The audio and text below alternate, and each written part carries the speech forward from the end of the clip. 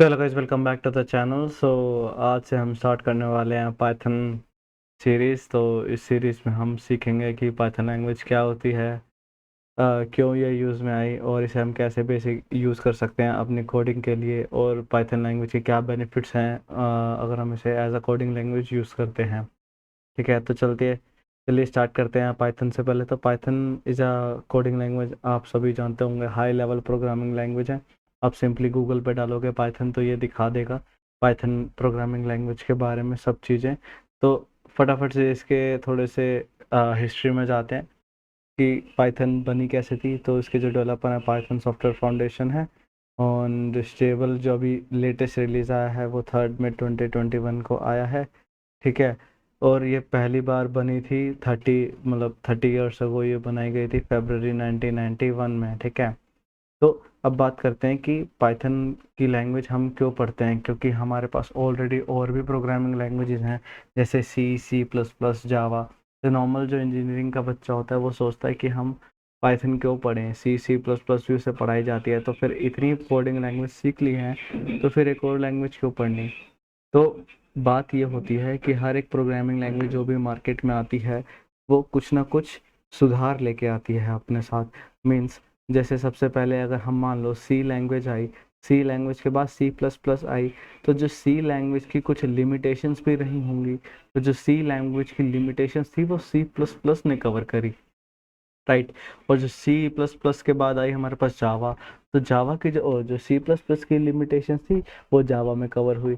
अब जावा में भी दिक्कतें थी कुछ, तो उसकी जो लिमिटेशंस है अब वो पाइथन कवर कर रहा है मार्केट में।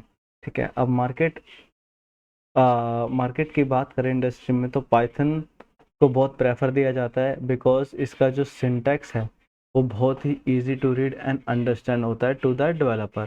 ठीक है, इसका जो इंटरप्रेटर है वो हाई लेवल इंटरप्रेटर है जो कि हमें की यूज़र रीडेबल फॉर्मेट को एकदम से मशीन लेवल कोड में चेंज कर देता है within the seconds, milli seconds.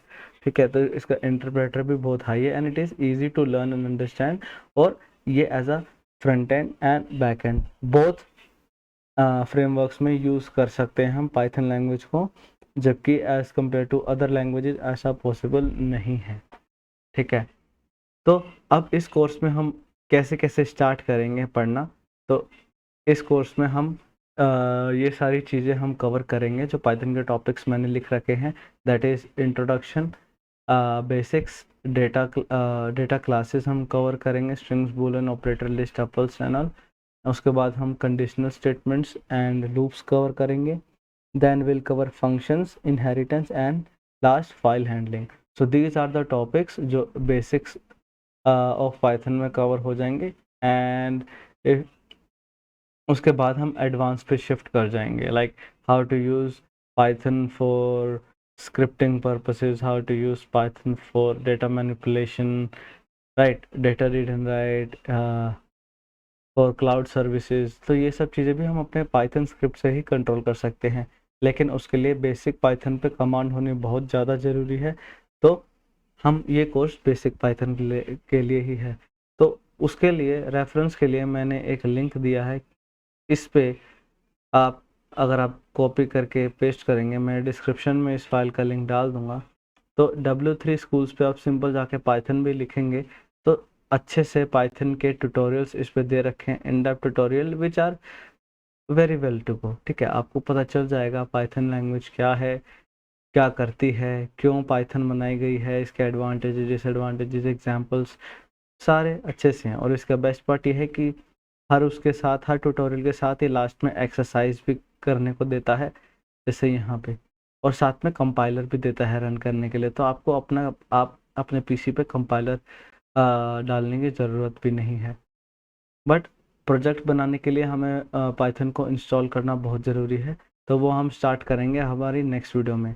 इस वीडियो में मैंने बताया हमारा कोर्स क्या होने वाला है and how we will progress towards the course. ठीक है, so in the next video we'll cover the installation part of Python and getting some things ready.